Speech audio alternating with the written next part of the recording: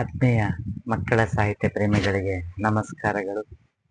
ಮಕ್ಕಳ ಸಾಹಿತ್ಯ ಕೃತಿಗಳ ಪರಿಚಯ ಸರಣಿ ಕಾರ್ಯಕ್ರಮಕ್ಕೆ ತಮ್ಮೆಲ್ಲರಿಗೂ ಸಹ ಪ್ರೀತಿಪೂರ್ವಕವಾದ ಸ್ವಾಗತವನ್ನು ಬಯಸ್ತಾ, ಇವತ್ತು ಪ್ರತಿದಿನ ನಾವು ಪ್ರತಿದಿನ ಒಂದೊಂದು ಮಕ್ಕಳ ಸಾಹಿತ್ಯ ಕೃತಿಗಳ ಪರಿಚಯವನ್ನ ಮಾಡಿಕೊಂಡು ಬರ್ತಾ ಇದ್ದೇನೆ. ನಾನು ನಿಮ್ಮ ಶಂಕರ ದೇವರು ಹಿರೇಮಠ. ಈ ಯೂಟ್ಯೂಬ್ ಚಾನಲನ್ನು ಸಬ್ಸ್ಕ್ರೈಬ್ ಮಾಡುವ ಮೂಲಕ ಹಾಗೂ ಹೆಚ್ಚಿನ ಸಂಖ್ಯೆಯಲ್ಲಿ ವಿಡಿಯೋನ ಶೇರ್ ಮಾಡುವ ಮೂಲಕ ಮಕ್ಕಳ ಸಾಹಿತ್ಯವನ್ನ ಪ್ರೋತ್ಸಾಹಿಸಬೇಕಂತ ತಮ್ಮಲ್ಲಿ ವಿನಂತಿಸ್ತಾ, ಪ್ರತಿದಿನ ನಾವು ಒಂದು ಮಕ್ಕಳ ಸಾಹಿತ್ಯ ಕೃತಿಯನ್ನ ಪರಿಚಯ ಮಾಡ್ತಾ ಇದ್ದೀವಿ. ಇವತ್ತಿನ ದಿನ 122ನೇ ಸಾಹಿತ್ಯ ಕೃತಿಯ ಪರಿಚಯವನ್ನ ಮಾಡಲಿದ್ದೇನೆ. ಇಂದು ದಿನಾಂಕ ಜುಲೈ 18, 2026 ಶನಿವಾರದಂದು ವಿಭಾ BM ಅವರು ಬರೆದಿರುವಂತಹ ಡಾಕ್ಟರ್ ಇಲಿ ಮತ್ತು ಬೆಕ್ಕಿನ ಗಾಯ ಅನ್ನುವಂತ ಒಂದು ಮಕ್ಕಳ ಕಥಾ ಸಂಕಲನದ ಪರಿಚಯವನ್ನ ಮಾಡ್ತಾ ಇದ್ದೇನೆ.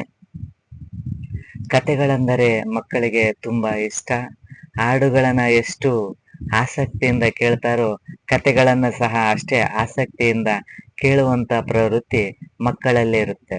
ಅಂದ್ರೆ ಪದ ಸಂಪತ್ತು ಹೆಚ್ಚಾಗುವುದಕ್ಕೆ ಹಾಗೂ ಕುತೂಹಲ ಮತ್ತು ಕೌತುಕವನ್ನ ಸೃಷ್ಟಿ ಮಾಡುವಂಥದ್ದು ಒಂದು ವೈಶಿಷ್ಟ್ಯವನ್ನು ಹೊಂದಿರುವಂತ ಸಾಹಿತ್ಯ ಗದ್ಯ ಸಾಹಿತ್ಯ.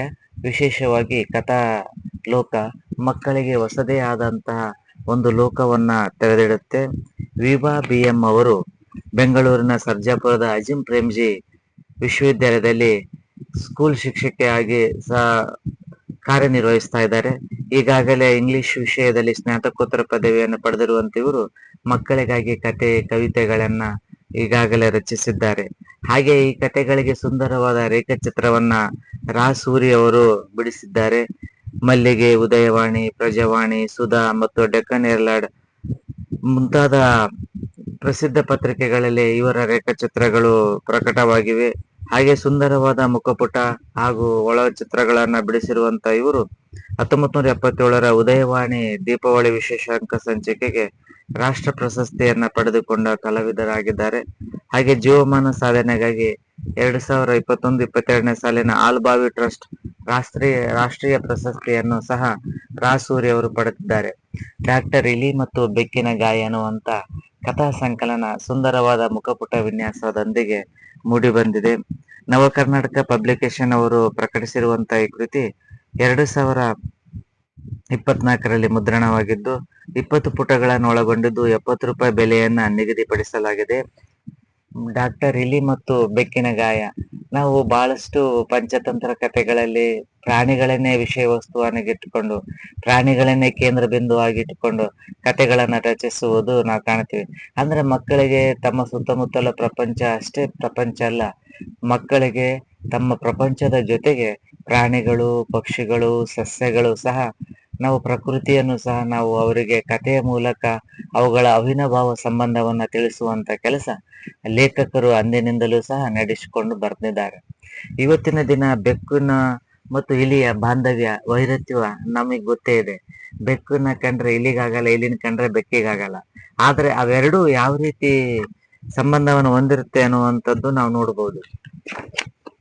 ಒಳಗಡೆನೂ ಸಹ ಸುಂದರವಾದ ಚಿತ್ರಗಳ ಮೂಲಕ ಸುಂದರವಾದ ಕತೆಗೆ ಸುಂದರವಾದ ಚಿತ್ರಗಳು ಅದರ ಹೆಚ್ಚಿಸಿವೆ. ಆಕರ್ಷಕವಾದ ಚಿತ್ರಗಳು ಅದು ಇನ್ನಷ್ಟು ಮಹತ್ವ ಬರುವಂಥದ್ದು. ಒಂದು ಊರಿನಾಗ ಒಂದು ಬೆಕ್ಕಿರ್ತದೆ. ಆ ಬೆಕ್ಕಿಗೆ ತುಂಬಾ ಹಸಿವಾಗಿರುತ್ತೆ. ಹಾಗೆ ಹಸಿವಾಗಿರುವಂತ ಬೆಕ್ಕು ಆಹಾರನ ಹುಡ್ಕೊಂಡು ಹೋಗ್ತಿರುವಂತ ಸಂದರ್ಭದಲ್ಲಿ ಅದ್ರ ಕಾಲಿಗೊಂದು ಕಲ್ಲು ತಾಗಿ ದೊಡ್ಡ ಗಾಯ ಆಗಿ ರಕ್ತ ಸುರಿಯಕ ಆರಂಭಿಸ್ತ. ಅವಾಗ ಬೆಕ್ಕು ಏನ್ ಮಾಡ್ಬೇಕು, ಟ್ರೀಟ್ಮೆಂಟ್ ತಗೋಬೇಕು ಅಂತೇಳಿ ಒಂದು ಆಸ್ಪತ್ರೆಗೆ ಹೋಗುತ್ತಾ. ಸರಿ, ಒಂದು ಆಸ್ಪತ್ರೆಗೆ ಹೋಗುತ್ತಾ, ಅಲ್ಲಿ ಡಾಕ್ಟರ್ ಇರಲ್ಲ. ಅಲ್ಲಿ ಡಾಕ್ಟರ್ ಇಲ್ಲಲ್ಲ ಅಂತೇಳಿ ಸುಮ್ನೆ ಕುಂದ್ರಲ್ಲ ಬೆಕ್ಕು, ಯಾಕಂದ್ರೆ ಬೆಕ್ಕಿ ಗಾಯ ಆಗ್ಬಿಟ್ಟಿರುತ್ತೆ. ಹಾಗಾಗಿ ಮತ್ತೊಂದು ಆಸ್ಪತ್ರೆಗೆ ಹೋಗುತ್ತೆ. ಅಲ್ಲಿ ಬಾಕ್ಲಿನ ಮುಚ್ಚಿರ್ತಾರ, ಆದ್ರೂ ಬಾರಿಸುತ್ತೆ. ಅವಾಗ ಡಾಕ್ಟರ್ ಬಂದು ಬಾಕ್ಲಿ ತೆಗಿತಾರ. ವಿಶೇಷವಾಗಿ ಡಾಕ್ಟರ್ ಯಾರಪ್ಪ ಅಂದ್ರೆ ಅಲ್ಲಿ ಇಲಿನೇ ಡಾಕ್ಟರ್. ಆ ಡಾಕ್ಟರ್ ಇಲಿಯನ್ನ ಕಂಡಿರುವಂತ ಬೆಕ್ಕಿಗೆ ಒಳಗೊಳಗೆ ಖುಷಿ. ಈ ಟ್ರೀಟ್ಮೆಂಟ್ ಆದ್ಮೇಲೆ ಈ ಬೆಕ್ಕನ್ ತಿಂದ್ಬಿಡಮ್ಮ ನಾನು ಅಂತೇಳಿ ಅದು ಮನಸ್ಸಿನಾಗ ಹೊಂಚಾಕತ್ತೆ. ಹಾಗೆ ಬಾಯಾಗ ನೀರು ಬರ್ತಿರುತ್ತೆ. ಚಿಕಿತ್ಸೆ ಮುಗಿದ್ಬಿಟ್ಲೆ ತಿಂದ್ಬಿಡಮ್ಮ ಅಂತಂತಿರುತ್ತೆ. ಅವಾಗ ಸುರಿತಿರುವಂತ ಕಾಲಿಗೆ ರಕ್ತವನ್ನ ಸುರಿತಿರುವಂತ ಕಾಲಿಗೆ ಒರೆಸಿ ಚಿಕಿತ್ಸೆಯನ್ನ ಕೊಡುತ್ತಿಲಿ. ಚಿಕಿತ್ಸೆಯನ್ನ ಕೊಟ್ಟ ನಂತರ ಹೇಳುತ್ತಾ, ಇನ್ನ ನೀವು 2-3 ದಿನ ಬರ್ಬೇಕಾಗತ್ತ, 2-3 ದಿನ ಆದ್ಮೇಲೆ ಗಾಯ ವಾಸಿ ಆಗತ್ತ ಅಂತ ಹೇಳತ್ತ. ಸರಿ ಅಂತ ಹೋದ ನಂತರ ಇಲ್ಲಿ ಮನೆಗೆ ಹೋದ ನಂತರ ಅದಕ್ಕೆ ಅದೇ ಯೋಚನೆ, ನಿದ್ದೆನೇ ಬರೋದಿಲ್ಲ ರಾತ್ರಿ. 2-3 ದಿನ ಆದ್ಮೇಲೆ ಹೆಂಗಾರ ಮಾಡಿ ಇಲಿನ ತಿನ್ಬೇಕು, 3 ದಿನಗಳ ನಂತರ ಇಲಿನ ನಾನು ತಿನ್ಲೇಬೇಕು ಅಂತೇಳಿ ಯಾವ ರೀತಿ ತಿನ್ಬೇಕು ಅನ್ನುವಂತ ಕನಸನ್ನ ಬೆಕ್ಕು ಕಾಣ್ತಾ ಇರುತ್ತೆ. ನಾನು ಒಟ್ಟು ಅದನ್ನ ಇಲಿನ ಬಿಡ್ಲೇಬಾರದು, ನಾನು ತಿನ್ಲೇಬೇಕು, ಚಿಕಿತ್ಸೆ ಮುಗಿದ್ಬಿಟ್ಲೆ ತಿಂದು ಬಿಡ್ಬೇಕು ಅಂತೇಳಿ 3 ದಿನ ಯಾವಾಗ ಆಗುತ್ತಾ ಅನ್ನೋದನ್ನ ಕಾಯ್ತಿರುತ್ತ. ರಾತ್ರಿ ಎಲ್ಲ ನಿದ್ದೆ ಮಾಡ್ಲಾರ್ದನು ಸಹ ಅದು ಕಾಯ್ತಾ ಇರುತ್ತೆ ಬೆಕ್ಕು. ರಾತ್ರಿನೂ ಸಹ ಅದಕ್ಕೆ ನಿದ್ದೆನೇ ಬರ್ತಿರಲ್ಲ. ನಾನು ಯಾವ ರೀತಿ ತಿನ್ಬೇಕು, ಯಾವ ರೀತಿ ಹಸುವನ್ನ ನೀಗಿಸ್ಕೋಬೇಕು ಅನ್ನೋಂಥದ್ದು ಅದನ್ನ ಕನಸನ್ನ ಕಾಣುತ್ತಿರುವಂಥದ್ದು, ನಿದ್ದೆಯನ್ನ ಬಿಟ್ಟು ಸಹ ಯೋಚನೆ ಮಾಡ್ತಾ ಇರುತ್ತೆ. 3 ದಿನ ಆದ ನಂತರ ಇವತ್ತೇನಾರ ಆಗ್ಲಿ, ನಾನು ಅದನ್ನ ತಿನ್ಲೇಬೇಕು ಅಂತೇಳಿ ಹೋಗುತ್ತೆ. ಹೋದ್ರೆ ಅವಾಗ ಏನಾಗಿರುತ್ತೆ, ಬೆಕ್ಕಿನ ಕಾಲಿಗೆ ನೋವು ಇನ್ನೂ ಹೆಚ್ಚಾಗಿ ಬಿಟ್ಟಿರುತ್ತೆ. ಅದರ ಕಾಲು ವಾಸನೆಯನ್ನ ಬರ್ತಿರುತ್ತೆ. ಅಂತ ಸಂದರ್ಭದಲ್ಲಿ ಇಲಿ ಅಷ್ಟು ವಾಸನೆ ಬರುವಂತ ಕಾಲಿಗೆ ಹೇಳುತ್ತೆ, ಬಟ್ ಬ್ಯಾಂಡೇಜ್ ತೆಗೆದು, ನಿಮಗೆ ನಾನು ವಿಶ್ರಾಂತಿ ತಗೋಣಕ್ ಹೇಳಿದ್ದೆ, ಆದ್ರೆ ನೀವು ವಿಶ್ರಾಂತಿ ತಗೋಣದೆ ಜಾಸ್ತಿ ಅಡ್ಡಾಡಿದ್ದಂಗಿದ್ದೀರಿ, ಹಾಗಾಗಿ ಮತ್ತಷ್ಟು ಗಾಯ ಹೆಚ್ಚಾಗಿದೆ, ಗಾಯ ಉಲ್ಬಣವಾಗಿದೆ, ಹಾಗಾಗಿ ವಾಸನೆ ಬರ್ತಾ ಇದೆ ಅಂತ ಹೇಳುತ್ತೆ. ಅವಾಗ ಆ ಸಂದರ್ಭದಲ್ಲಿ ಬೆಕ್ಕಿನ ಗಾಯದ ವಾಸನೆಯನ್ನ ಲೆಕ್ಕಿಸದೆ ಆ ಡಾಕ್ಟರ್ ಇಲಿ ಗಾಯವನ್ನ ಸ್ವಚ್ಛಗೊಳಿಸಿ ಮತ್ತೆ ಬ್ಯಾಂಡೇಜ್ ಸುತ್ತಿ ಇನ್ನೊಂದ್ 2 ದಿನ ಆದ ನಂತರ ಬನ್ನಿ ಚಿಕಿತ್ಸೆ ಪೂರ್ಣ ಆಗುತ್ತೆ ಅಂತ ಹೇಳ್ತಾರ. ಅವತ್ತು ಬೆಕ್ಕಿಗೆ ತನ್ನಿಗೆ ತಾನೇ ಒಂದು ಅಸಹ್ಯ ಅನಿಸ್ಕೊಂಡು ಪಶ್ಚಾತ್ತಾಪ ಮನೋಭಾವನೆಯನ್ನ ಬೆಕ್ಕು ಅನುಭವಿಸುತ್ತೆ. ನಾನು ತಿನ್ಬೇಕಂತ ಎಷ್ಟು ಹೊಂಚಾಕಿ ಕುಳಿತಿದ್ದೀನಿ, ಆದ್ರೂ ಇಲಿ ನಾನು ತಿಂತೀನಂತ ಗೊತ್ತು, ನಾನು ಅಜನ್ಮ ವೈರಿ, ಆದ್ರೂ ಸಹ ನನಗೆ ಎಷ್ಟು ಚೆನ್ನಾಗಿ ಚಿಕಿತ್ಸೆ ಕೊಟ್ಟತೆ. ನನ್ನ ಗಾಯ ವಾಸನೆ ಇದ್ರೂ ಸಹ ಅದನ್ನ ಲೆಕ್ಕಿಸದೆ ನನಗೆ ಚಿಕಿತ್ಸೆ ಕೊಟ್ಟಾನ. ಅಂತ ಇಲಿ ಡಾಕ್ಟರ್ನ ನಾನು ತಿನ್ಬೇಕು ಅಂತೇಳಿ ಯೋಚನೆ ಮಾಡಿನಲ್ಲ, ಇದು ನನ್ನ ತಪ್ಪು ಅಂತೇಳಿ ಯಾವಾಗ ಬೆಳಗಾದ ಗುಟ್ಲೆ ಬೇಗ ಬೇಗ ಇಲಿ ತಲೆ ಹೋಗುತ್ತೆ. ಇಲಿ ಡಾಕ್ಟರ್ ತಲೆ ಹೋಗಿ, ಏನಪ್ಪಾ ಬೇಕು, ಏನು ಬಾಳ ಗಾಯ ಆಗ್ಯದ, ನೋವಾಗ್ಯದ, ಬರೀ ಬ್ಯಾಂಡೇಜ್ ತೆಗೆದು ಗಾಯ ಸ್ವಚ್ಛ ಮಾಡ್ತೀನಿ ಅಂತೇಳಿ ಸಿದ್ಧತೆ ಆಗತ್ತೆ ಇಲಿ. ಅವಾಗ ಬೆಕ್ಕು ಕೇಳ್ಕೊಳುತ್ತೆ, ಇಲ್ಲ, ನಾನು ಬಹಳಷ್ಟು ತಪ್ಪು ಮಾಡಿದೆ, ನಾನು ತಿಂತೀನಿ ಅನ್ನೋದು ನಿನಗೆ ಗೊತ್ತು, ಆದ್ರೂ ಸಹ ನೀನ್ ನನಗೆ ಚಿಕಿತ್ಸೆ ಕೊಟ್ಟಿ, ಆದ್ರೆ ನಾನು ನಿನ್ನಷ್ಟು ಒಳ್ಳೆನಲ್ಲ. ನೀನ್ ನನಗೆ ಚಿಕಿತ್ಸೆ ಕೊಟ್ಟು ಪೂರ್ಣಗೊಳಿಸಿದ ಗುಟ್ಲೆ ನಾನ್ ನಿನ್ನ ತಿನ್ಬೇಕಂತೇಳಿ ಮನಸ್ಸಿನೊಳಗೆ ಲೆಕ್ಕಾಚಾರ ಹಾಕಿದ್ದೆ, ಆದ್ರೆ ನೀನ್ ಎಷ್ಟು ಒಳ್ಳೆಯವನದಿ. ನಾನು ತಿಂತೀನಂತ ಗೊತ್ತಿದ್ರು ಸಹ ನೀನು ನನ್ನ ವೈರಿ ಅಂತ ಗೊತ್ತಿದ್ರು ಸಹ ನೀನ್ ನನಗೆ ಚಿಕಿತ್ಸೆ ಕೊಟ್ಟೆ. ನಾನು ಈ ರೀತಿ ತಪ್ಪು ಯೋಚನೆ ಮಾಡಿದ್ನಲ್ಲ, ನನಗೆ ಪಶ್ಚಾತ್ತಾಪ ಆಗ್ತಾ ಇದ, ನನ್ನನ್ನ ಕ್ಷಮಿಸ್ಬಿಡು ಅಂತೇಳಿ ಬೆಕ್ಕು ಇಲಿಯನ್ನ ಬೇಡಿಕೊಳ್ಳುತ್ತೆ. ಅವಾಗ ಇಲಿ ಹೇಳುತ್ತೆ, ನಾನು ಡಾಕ್ಟರ್ ಅದೀನಿ, ನೀನು ತಿಂತೀನಂತ ನನಗೆ ಗೊತ್ತು, ಆದ್ರೂ ನಾನು ಚಿಕಿತ್ಸೆ ಕೊಡುವಂಥದ್ದು ನನ್ನ ವೃತ್ತಿಯ ಧರ್ಮ, ಹಾಗಾಗಿ ನಾನು ಚಿಕಿತ್ಸೆ ಕೊಟ್ಟಿದೆ, ಏನ್ ತಪ್ಪಿಲ್ಲ ಬಿಡು ಅಂತಂದಾಗ, ಇಲ್ಲ, ನಾನು ತಿಂತೀನಿ ಅನ್ನೋದು ನಿನಗೆ ಗೊತ್ತಿತ್ತಲ್ಲ, ಮತ್ತೆ ನೀನ್ ನನಗೆ ಯಾಕೆ ಚಿಕಿತ್ಸೆ ಕೊಟ್ಟಿ ಅಂತ ಬೆಕ್ಕು ಇಲಿ ಕೇಳುತ್ತ. ನೋಡಪ್ಪ, ನಾನು ತಿಂತಿ ಅನ್ನೋದು ಮುಖ್ಯ ಅಲ್ಲ, ಪ್ರಾಣ ಉಳಿಸೋದು ಮುಖ್ಯ.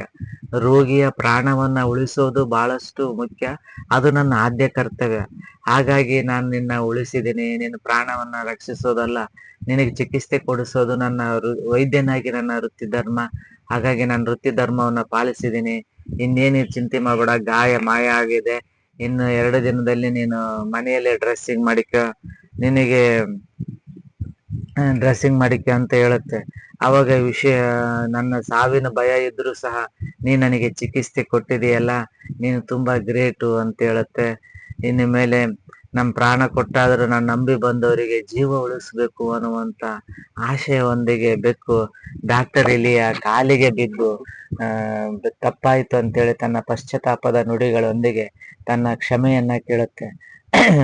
ಕಾಲಿಗೆ ಬಿದ್ದು ತನ್ನ ಯೋಚನೆ ಲಹರಿಯಲ್ಲಿ ಎಷ್ಟು ತಪ್ಪಿತ್ತು, ಕ್ಷಮೆಯನ್ನ ಕೇಳಿ ಸಹಾಯವನ್ನ ಬೇಡಿ ಬಂದವರನ್ನ ಯಾವ ರೀತಿ ಉಪಯೋಗಿಸ್ಕೋಬೇಕು ಇರುವಂತ ಜಗತ್ತಿನಲ್ಲಿ ಸಹಾಯವನ್ನ ಕೇಳಿ ಬಂದವರಿಗೆ ಪ್ರಾಣ ಕೊಟ್ಟಾದರೂ ಉಳಿಸ್ಬೇಕು ನಾವು ಅನ್ನುವಂಥ ಆಶಯದೊಂದಿಗೆ ರಚಿತವಾಗಿರುವಂಥ ಈ ಕತೆ ಸುಂದರವಾದ ನಿರೂಪಣಾ ಶೈಲಿ ಹಾಗೂ ಸುಂದರವಾದ ವಿಷಯ ವಸ್ತುವನ್ನು ಒಳಗೊಂಡಂತೆ ಈ ಕತೆ ರಚನೆಯಾಗಿದೆ.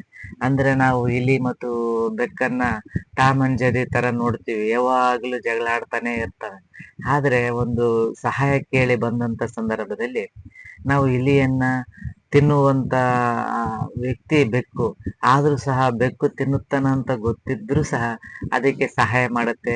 ಯಾಕಂದ್ರೆ ಅದು ವೃತ್ತಿ ಗೌರವವನ್ನ, ವೃತ್ತಿ ಧರ್ಮವನ್ನ ಇಲ್ಲಿ ಡಾಕ್ಟರ್ ಇಲ್ಲಿ ಪಾಲಿಸಿರ್ತಾನೆ.